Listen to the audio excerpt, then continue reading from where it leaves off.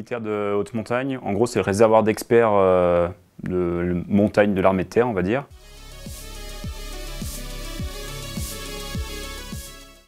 Avec plus particulièrement 3 domaines principaux qui sont l'alpinisme technique, la très haute altitude et tous les milieux polaires.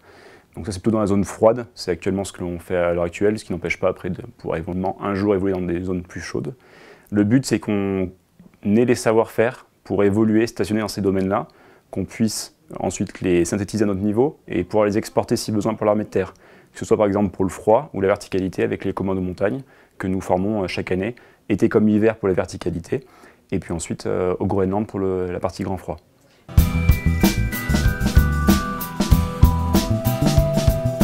En gros, ça a découlé d'expéditions qui a eu lieu à Darwin en 2011.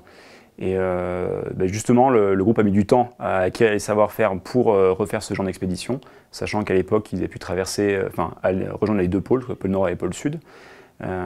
Et ensuite, une fois ces savoir-faire qui ont synthétisé, via le commandement de la brigade de montagne, il a été décidé de pouvoir former les commandos de montagne, notamment au grand froid. Donc on a choisi souvent le Groenland pour y aller. Pourquoi? Parce que ça synthétise en gros les différents problèmes qu'on peut rencontrer, le grand froid, le milieu glaciaire, crevasses, etc. et puis la présence de l'ours polaire. Voilà. Notre but, c'est de leur apporter les savoir-faire techniques, non pas tactiques, techniques, puisqu'avant tout, avant de combattre, il faut déjà savoir combattre contre le froid et savoir se gérer soi-même. En gros, nos expéditions, c'est un peu comme une opération extérieure. Pourquoi? Parce que notre préparation opérationnelle, on l'a fait ici, dans les Alpes, sur le terrain, et après on va se confronter à l'inconnu, et pour chercher les milieux dans lesquels on évolue, que ce soit la très haute altitude en Himalaya, que ce soit les zones polaires, que ce soit Groenland, cercle arctique ou Antarctique, et bien pour ça, on va devoir aller se confronter et aller chercher ça à l'étranger, puisqu'on n'a pas ça sur place. Donc du coup, c'est la même cinématique, c'est exactement pareil. On se prépare ici en France, on fait une espèce de validation en projection avant de partir, et ensuite on met en œuvre en expédition. En allant en expédition, ça va nous faire évoluer à la fois en termes d'expérience, ce qui permettra d'agréger ces savoir-faire et ensuite de pouvoir les transmettre derrière. Puisque si on ne les acquiert pas à l'étranger, on ne sera pas légitime et on ne pourra pas les transmettre, notamment pour le froid chez les commandos.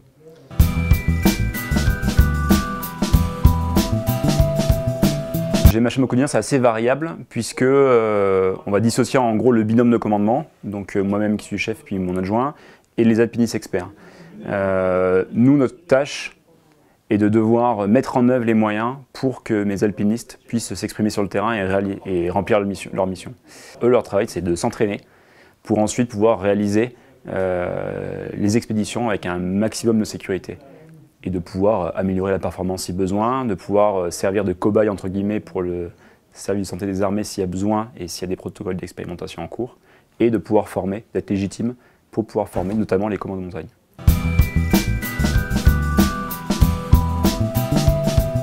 Les militaires du rang, c'est un peu particulier. C'est un peu comme les équipes de France militaires de ski. Ce sont de jeunes civils qu'on va chercher pour leur haut niveau technique, à qui on fait un contrat de militaire au titre du GMHM.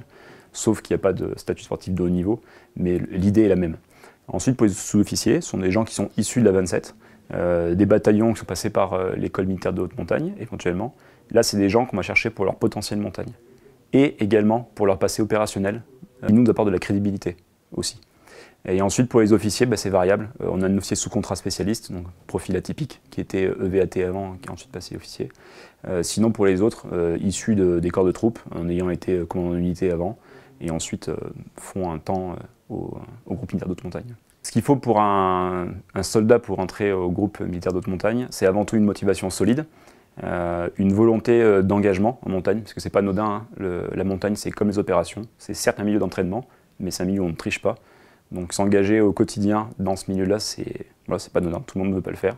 Et puis ensuite, faut porter candidature, on fait des tests de sélection, et ensuite c'est le GMHM qui décide de qui rentrera ou non, puisqu'il faut bien intégrer un groupe avec des missions particulières, et on vit un espèce de huis clos un peu, parce qu'on n'est que 11 au quotidien. Voilà. Donc le fait que les candidats aient une culture opérationnelle dans leur précédente partie de carrière est effectivement un élément qu'on va regarder. Ce ne sera pas l'élément déterminant pour le choix. Toutefois, ça pourra faire largement pencher la balance. Pourquoi? Parce qu'il faut que le groupe militaire d'haute montagne colle à la réalité actuelle de l'armée de terre. Au fur et à mesure, en fait, le turnover au groupe est quand même faible, hein, parce que les gens font entre 8 et 10 ans en moyenne. Ce qui fait que, au fur et à mesure que l'on se renouvelle, eh bien, les gens qui rentrent, notamment les sous-officiers et les officiers, ont ce passé opérationnel. Et en tout cas, on ira plutôt choisir à 2 profils égaux et 2 compétences montagne égales, celui qui aura un passé opérationnel pour revenir chez nous.